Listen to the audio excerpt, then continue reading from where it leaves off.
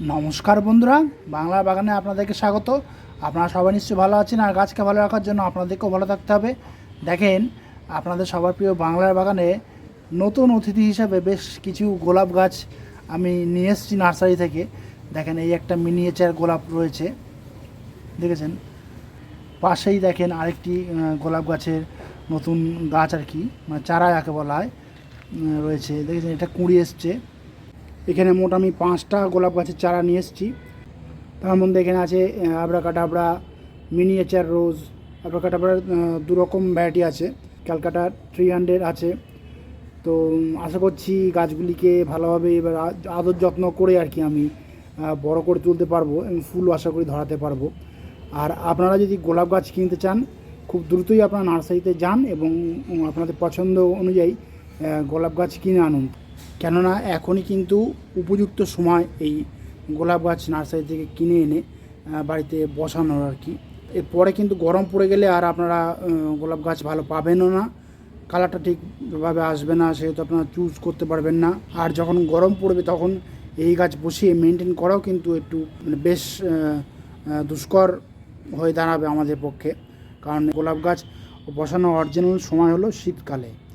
তো আপনারা মিনিমাম ফেব্রুয়ারি মাসের মিডল টাইম পর্যন্ত কিন্তু এই গোলাপ গাছ নার্সারি থেকে নিয়ে এসে আপনারা বাড়িতে রোপণ করতে পারেন, কোনো অসুবিধা হবে না। মানে যতদিন ঠান্ডা ওয়েদার বজায় থাকবে ততদিন পর্যন্ত আপনারা এই গোলাপ গাছ নার্সারি থেকে নিয়ে এসে বাড়িতে বসাবেন, তাহলে দেখবেন খুব একটা বিশেষ এফেক্ট ওদের উপর পড়বে না। আর এই গাছ যখন কিনবেন, দেখেন এরকম হেলদি চেহারা বা কুঁড়ি দেখেই কিন্তু আপনারা কিনবেন। আর নিয়ে এসে কিন্তু আপনারা বাড়িতে সঙ্গে সঙ্গে বসিয়ে দেবেন না, কিছুদিন আপনাদের বাড়ির ওদের সঙ্গে খাপ খাইয়ে নিতে দেবেন, তারপরে বসাবেন।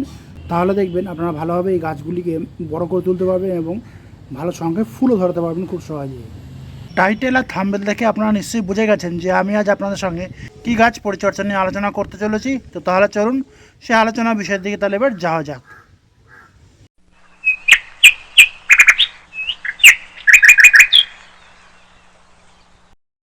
ফুলগুলিকে দেখে আপনারা নিশ্চয়ই চিনতে পেরেছেন যে এগুলি কী ফুল গাছ। হ্যাঁ, ঠিকই ধরেছেন, এগুলি হলো প্যানজি ফুল গাছ। শীতের এক রকমের স্পেশাল ফুল গাছ হচ্ছে এই প্যানজি ফুল গাছ।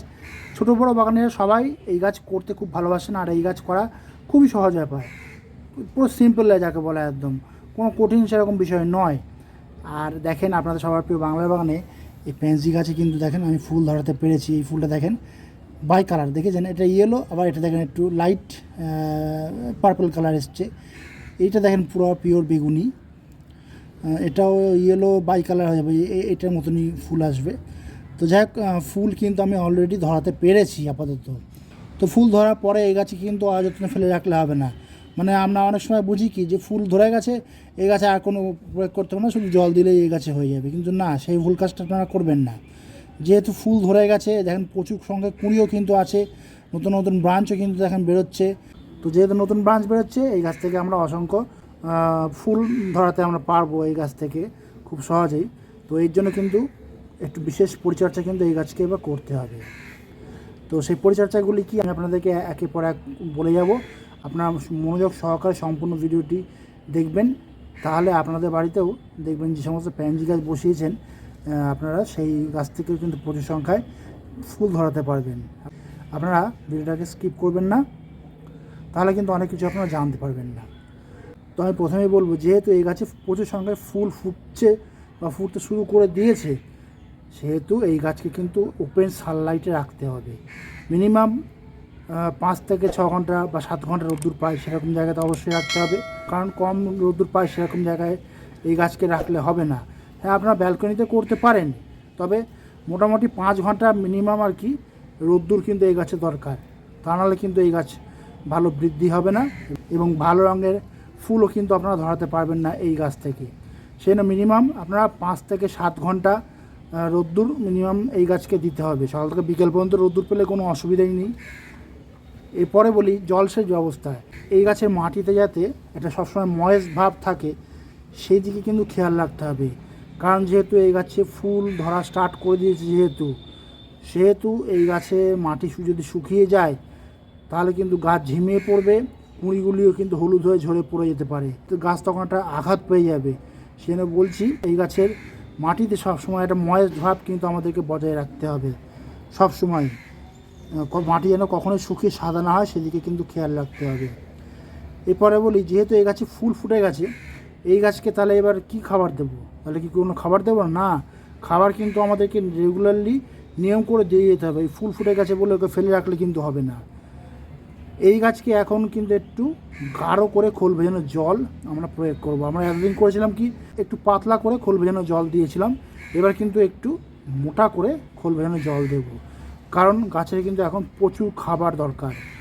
খাবার না পেলে কিন্তু গাছ নতুন নতুন ব্রাঞ্চও ছাড়বে না এবং কুঁড়িও কিন্তু দেবে না। কারণ কুঁড়ি আনার জন্য গাছের যে একটা গায়ে জোর দরকার, সে জোরটা কিন্তু পাবে না, কুঁড়িও কিন্তু আসবে না, যার ফলে গাছটা সেই 2-4টে ফুল ফুটে গাছটা শুকিয়ে যাবে বা ওই একই স্টেপে সেই একই পর্যায়ে দাঁড়িয়ে থাকবে। সেই জন্য এই গাছে কিন্তু খাবার এই সময় প্রয়োগ করতেই হবে আমাদেরকে। আর সেই জন্যই কিন্তু খোল ভেজানো জলটা আমাদেরকে দিয়ে দিতে হবে। কারণ খোল ভেজানো জল থেকে গাছ কিন্তু সমস্ত রকমের মাইক্রোনিউট্রিয়েন্ট ম্যাক্রোনিউট্রিয়েন্ট পেয়ে যাবে, ওতেই ওর হয়ে যাবে। এর পাশাপাশি কিন্তু যেহেতু এই গাছে কুঁড়ি এসছে বা কুঁড়ি নতুনভাবে ধরতে শুরু করেছে এই গাছে, সেহেতু এই গাছে একটু রাসায়নিক খাবারও কিন্তু আমাদেরকে দিয়ে যেতে হবে। আমরা করব কি, 10-26-26 যে রাসায়নিক খাবারটি রয়েছে, সেই রাসায়নিক খাবারটি কিন্তু আমরা এই গাছে দিয়ে যাব। রাসায়নিক খাবারটা মিনিমাম আমরা টবে মাপ অনুযায়ী দেবো। যেহেতু আমি এরকম ফ্ল্যাট টবে আমি করেছি, সেহেতু এই গাছে মিনিমাম 10 থেকে 15টি দানা টবে কাঁধ বরাবর দিয়ে যাবেন। তারপরে যখন আমরা জল দেব টবে মাটিতে, তখন কিন্তু রাসায়নিক খাবারটা দ্রুত মাটির সঙ্গে মিশে যাবে এবং গাছ কিন্তু শিকড়ের মাধ্যমে সেই খাবারটা খুব দ্রুত গ্রহণ করতে পারবে। আর তার ফলে হবে কি, গাছ নতুন নতুন ব্রাঞ্চ বের করতে পারবে এবং প্রচুর সংখ্যক কুঁড়িও কিন্তু দিতে পারবে। এই দুটো খাবার শুধু আপনারা প্রয়োগ করুন। আর যাদের কাছে 10-26-26 খাবার নেই, তারা সমরেশের সুফলা খাবারটা দিতে পারেন, তাও হবে, তাতে কোনো অসুবিধা হবে না। আর যেহেতু ফুলের রঙগুলি বেশ ভালোভাবে স্পষ্টভাবে ফুটেছে, দেখেন আপনারা দেখে নিশ্চয়ই বুঝতে পারছেন, তো সেই জন্য আমি করেছিলাম কি, একটু বুদ্ধি করে আমি খাবারটা দিয়েছিলাম। মিউরেট অফ পটাশ বা লাল পটাশ আমি নিয়ে আইসক্রিমের চামচ 1/2 চামচ নিয়ে আমি টবে কাঁধ বরাবর আমি ছড়িয়ে দিয়েছিলাম। তার ফলে দেখেন রঙগুলি কিন্তু বেশ একদম অরিজিনাল কালার এসছে। দেখেছেন, দেখে কিন্তু আপনারা বুঝতে পারছেন নিশ্চয়ই, চোখ ধাঁধিয়ে যাবে সেরকম কালার এসছে, তাহলেই দেখবেন হবে। আর দেখেন, যে ফুলগুলি এরকম শুকিয়ে যাবে, সেই শুকনো ফুলগুলিকে কিন্তু আপনারা এরকম কেটে কেটে বাদ দিয়ে দেবেন বা ছিঁড়ে দেবেন। তা নাহলে হবে কি, গাছ চেষ্টা করবে তার বংশের বিস্তার ঘটানো। সেই জন্য এরকম শুকনো ফুল দেখলে কিন্তু আপনারা অবশ্যই ছিঁড়ে ফেলে দেবেন। আর দেখবেন যেখান থেকে আপনারা এরকম শুকনো ফুলগুলিকে ছিঁড়বেন, দেখবেন সেখান থেকে কিন্তু নতুন ব্রাঞ্চ বেরোবে এবং গাছগুলি দেখবেন এরকম ঝাঁকড়া হয়ে উঠবে এবং প্রচুর সংখ্যায় কুঁড়িও আসবে এবং ফুলও ধরাতে পারবেন আপনারা প্রচুর সংখ্যায় আপনাদের এই প্যানজি গাছ থেকে। গাছের তালে কিন্তু কোনো রকম অসুবিধা হবে না। আর ফুলগুলোকে যদি আপনারা না ছেড়েন, ফুলগুলি শুকিয়ে যাবে, ড্রাই হয়ে যাবে এবং গাছ ভাববে যে ওর সময় শেষ হয়ে গেছে, তখন ও কিন্তু ওই গাছ থেকে আর ভালো ফুল ধরাতে আপনারা পারবেন না। তো সেজন্য বলছি, শুকনো ফুলগুলিকে কিন্তু আপনারা অবশ্যই কেটে ফেলে দেবেন। আর আমি যে খোল ভেজানো জল দিতে বললাম, সেটাও আপনারা 5 থেকে 7 দিন অন্তর প্রয়োগ করবেন। আর যে রাসায়নিক খাবারটা দিতে বললাম, সেটা আপনারা মিনিমাম 10 দিন অন্তর প্রয়োগ করে যাবেন। তাহলে দেখবেন গাছ ভালোভাবে নিতে পারবে এবং প্রচুর সংখ্যায় গাছে কুঁড়ি আনতে আপনারা সক্ষম হবেন এবং এই ভালো রং বেরঙের প্যানজি ফুলও কিন্তু আপনারা ধরাতে পারবেন আপনাদের এই প্যানজি ফুল গাছ থেকে। আর এর পাশাপাশি আপনারা করবেন কি, যে কোনো প্রকারের কীটনাশক কিন্তু আপনারা আপনাদের এই প্যানজি গাছে কিন্তু প্রয়োগ করে যাবেন।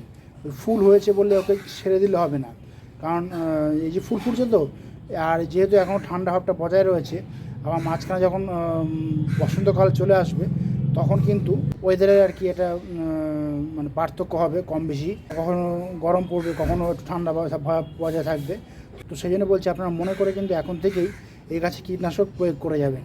আপনারা কনফিডারও প্রয়োগ করতে পারেন বা হামলা 555 সেটাও প্রয়োগ করতে পারেন। ওই 15 দিন বাদে কিন্তু আপনারা যে কোনো প্রকারের আর কি কীটনাশক প্রয়োগ করে যাবেন। 1 লিটার জলে 2 ml ভালোভাবে নিয়ে পুরো সম্পূর্ণ গাছগুলিকে স্নান করিয়ে দেবেন। তাহলে দেখবেন গাছগুলি সুস্থ থাকবে এবং প্রচুর সংখ্যায় ফুল আপনারা ধরাতে পারবেন। আপনাদের এই প্যানজি গাছে কোনো রকমের রোগ পোকামাকড়ের আক্রমণ কিন্তু এই গাছে সহজে হবে না। তো এই ফুল ফোটার পর প্যানজি গাছকে কীভাবে পরিচর্যা করবেন না করবেন, আমি সমস্ত কিছুই কিন্তু A to Z ডিটেলসে বলে দিয়েছি। আশা করি আপনাদের বুঝতে কোনো অসুবিধা হয়নি। তো আপনারা ঠিক সেভাবে পরিচর্যা করে যাবেন, দেখবেন এরকম গাছ ভর্তি করে প্যানজি ফুল কিন্তু আপনারা ধরাতে পারবেন আপনাদের প্যানজি গাছে এবং আপনাদের বাগানকেও দেখবেন আলোকে আলোকময় করে তুলবে এই প্যানজি ফুল। তো বন্ধুরা আজ এই পর্যন্ত। আর যদি কোনো কমেন্ট থাকে তাহলে কিন্তু বাংলার বাগানকে জানাতে ভুলবেন না, কারণ বাংলার বাগান সবসময় আপনাদের পাশে ছিল, আছে এবং থাকবে। আর আমার এই ভিডিওটি যদি আপনাদের ভালো লাগে তবে লাইক করবেন, গাছপ্রেমী বন্ধুদের মধ্যে শেয়ার করবেন এবং আমার চ্যানেলটিকে সাবস্ক্রাইব করে বেল আইকনটিকে প্রেস করে অল নোটিফিকেশনটিকে প্রেস করে রাখবেন, যাতে নিত্য নতুন ভিডিওগুলি আপনাদের কাছে খুব সহজেই পৌঁছে যেতে পারে।